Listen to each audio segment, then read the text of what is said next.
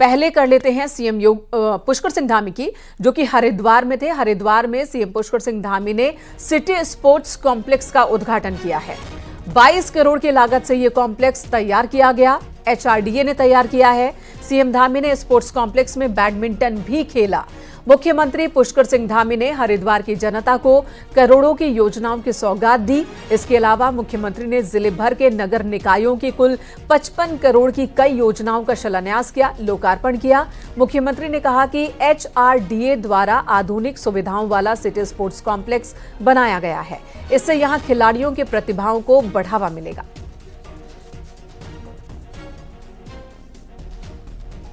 मुझे पूरा विश्वास है कि खेल, शिक्षा, सड़क एवं नगर विकास से जुड़ी हुई ये सभी परियोजनाएं जिनका आज यहां पर लोकार्पण और शिलान्यास हुआ है, ये आने वाले समय में इस पूरे जनपद हरिद्वार में, धर्म नगरी हरिद्वार में विकास की गंगा को बहाने का कार्य करेंगी, यानी कि विकास की बरसात करेंगी। जैसे हमारे आदरणीय सतपाल महाराज जी कह रहे थे, यहां हरिद्वार रुड़की विकास प्राधिकरण की ओर से नवनिर्मित सिटी कॉम्प्लेक्स में बनाए गए lawn tennis court, cricket practice pitch, futsal court, badminton court, squash court एवं जिम हरिद्वार के साथ साथ पूरे प्रदेश के खिलाड़ियों के लिए महत्वपूर्ण साबित होगी और निश्चित रूप से यह हमारे खिलाड़ियों के खेल के मामले में हर प्रकार के उनके विकास में सहयोगी बनेगा, उनके लिए एक माध्यम बनेगा। देहरादून से बड़ी खबर, उत्तराखंड में डेमोग्राफिक चेंज बढ़ता ही जा रहा है। बीते कुछ सालों में वक्फ बोर्ड की संपत्ति दोगुनी हो चुकी है। साल 2003 में वक्फ बोर्ड के पास 2100 संपत्तियां थी, जबकि इस वक्त बढ़कर बोर्ड के पास 5100 संपत्तियां हो चुकी हैं। वहीं हरिद्वार में सबसे ज्यादा 322 मस्जिदें हैं और सबसे ज्यादा 25 मदरसे भी हरिद्वार में ही चल रहे हैं।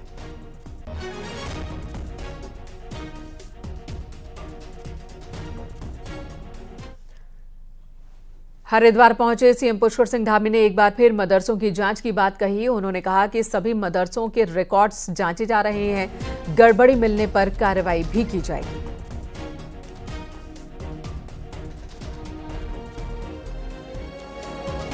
गृह मंत्रालय को, पुलिस विभाग को और अल्पसंख्यक कल्याण विभाग को इसकी जांच के आदेश दे दिए हैं कि सभी मदरसों की जांच की जाए और उसमें पढ़ने वाले जिनके एडमिशन हुए हैं उनकी भी जांच की जाए, उनके जो पहचान पत्र हैं वो, और पूरी तरह से उसकी जांच होनी चाहिए। और जहां भी ये अवैध मदरसे बने हैं या उनमें पढ़ने वाले लोग जिनका पिछला रिकॉर्ड ठीक नहीं है या कहीं किसी प्रकार की आशंका है, किसी प्रकार के संदिग्ध हैं, तो उसके खिलाफ कठोर कार्रवाई की जाए।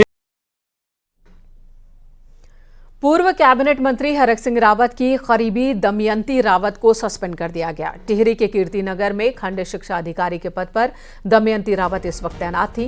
पूर्व में कर्मकार कल्याण बोर्ड में सचिव रह चुकी हैं।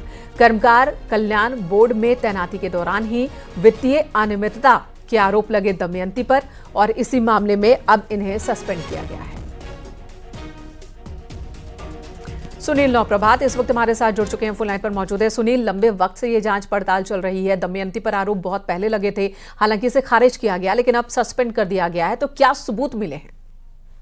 देखिए, दमयंती रावत एक बहुचर्चित ऑफिसर रही हैं और सिर्फ श्रम कल्याण विभाग में ही नहीं, वो पहले भी कई विभागों में, उनका मूल डिपार्टमेंट एजुकेशन डिपार्टमेंट है, लेकिन वो अलग अलग डिपार्टमेंटों में अपनी राजनीतिक पहुंच के चलते वो डेपुटेशन पर रही हैं। ठीक इसी तरह से वो मंत्री हरक सिंह रावत की करीबी मानी जाती हैं। तो उन्हीं के कार्यकाल में जब वो श्रम मंत्री थे तो उनको कर्मकार कल्याण बोर्ड का सचिव यहाँ पर बनाया गया था और तो बड़े पैमाने पर अनियमितता की बातें सामने आई थी।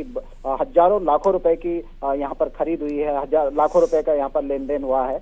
उसका हिसाब किताब दमयंती रावत नहीं दे पाई। उनको नोटिस भी सर्व किया गया था लेकिन वो नोटिस का भी संतोषजनक जवाब नहीं दे पाई, जिसके बाद जो श्रम सचिव हैं आर मीनाक्षी सुंदरम, उन्होंने इनके सस्पेंशन की संस्तुति की और शिक्षा सचिव ने रविनाथ चमन ने जो बीओ हैं इनका तत्काल प्रभाव से इनका सस्पेंशन कर दिया और फिलहाल सस्पेंशन अवधि में ये टिहरी जिला शिक्षा अधिकारी कार्यालय से अटैच रहेंगे। जी धन्यवाद सुनील, इस वक्त पूरी जानकारी देने के लिए। इधर ऋषिकेश के लकड़घाट के सीवेज ट्रीटमेंट प्लांट में अचानक ही क्लोरीन गैस का रिसाव होने लगा, जिसके बाद अधिकारियों के बीच अफरा तफरी मच गई। मौके पर पहुंची फायर सर्विस और एसडीआरएफ की टीम ने गैस रिसाव पर काबू पाया, तब जाकर स्थानीय लोगों ने राहत की सांस ली। आशीष डुबाल हमारे सहयोगी इस वक्त हमारे साथ ऋषिकेश से जुड़ चुके हैं। आशीष, इस वक्त की क्या खबर है? क्या अब पूरी तरह से कंट्रोल कर ली गई है स्थिति को? जी बिल्कुल, एसडीआरएफ और फायर ब्रिगेड ने मौके पर तत्परता से इस पर कार्रवाई करी, क्योंकि जैसे ही सुबह गैस का धीरे धीरे रिसाव शुरू हुआ था होना, तो हल्का सा जब अधिकारियों को महसूस हुआ कि गैस का रिसाव हो रहा है, पास में ही थोड़ी जो बस्ती भी बसी हुई है उसमें भी पहुंचने की संभावना थी, लेकिन मौके पर पहुंचकर एसडीआरएफ और फायर ब्रिगेड ने तुरंत ही उस क्लोरीन सिलेंडर को बाहर निकलवाया और क्रेन की मदद से बाहर निकालकर इसको रेस्क्यू किया गया और इस पर जल्दी से जल्दी गैस को बंद किया गया जो लीक हो रही थी। आशीष, ये अच्छी बात है कि वक्त रहते इस पर काबू पा लिया गया, लेकिन कुछ बात सामने आई है, कोई लापरवाही थी या कोई फॉल्ट जिसकी वजह से लीकेज की शुरुआत हुई थी?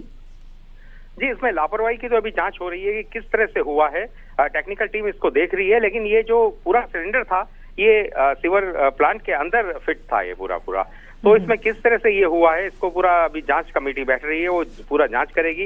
लेकिन फायर ब्रिगेड ने जो बताया है इसमें किसी भी तरह का कोई हताहत नहीं हुआ है, किसी तरह का मतलब एक बड़ा हादसा जो होने जा रहा था उसे समय पर ही रोक लिया गया है। धन्यवाद आशीष इस वक्त पूरी जानकारी देने के लिए। तो एक बड़ा हादसा यहाँ टल गया।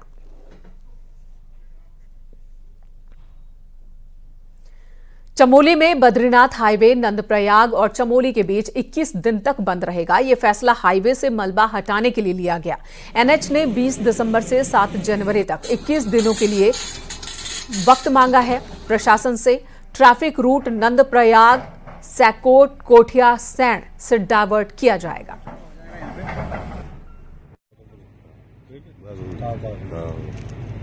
इसी क्रम में आदेशित किया गया है कि जो नया रूट है, ऑल्टरनेटिव जो रूट है कोठियाल सैंड के थ्रू, उस रूट में ही गाड़ियां चलेंगी और इसके लिए पुलिस और जो हमारे एसडीएम हैं क्षेत्र के, उनको निर्देशित किया गया है कि हरिद्वार पुलिस ने 3 नशा तस्करों को गिरफ्तार किया। पुलिस की कार्रवाई में 275 ग्राम स्मैक और डिजिटल तराजू बरामद किए गए। बरामद की गई स्मैक की कीमत तकरीबन 60 लाख रुपए बताई जा रही है। तीनों आरोपी मुरसलीन, मेहरबान और इमरान हरिद्वार जिले के ही रहने वाले हैं। पुलिस ने एनडीपीएस एक्ट के तहत मुकदमा दर्ज कर आरोपियों को कोर्ट में पेश किया।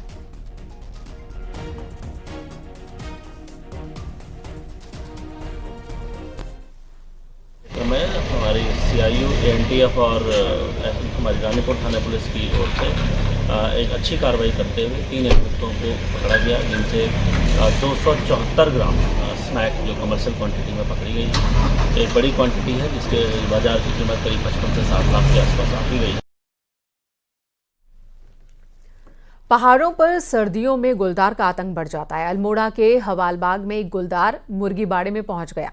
शिकार की तलाश में पहुंचा था और वहीं फंस गया, निकल नहीं पा रहा था। सुबह लोगों ने देखा तो वन विभाग को जानकारी दी, जिसके बाद वन विभाग ने गुलदार का रेस्क्यू किया। लेकिन इलाके में गुलदार को देखने के बाद स्थानीय लोग दहशत में हैं।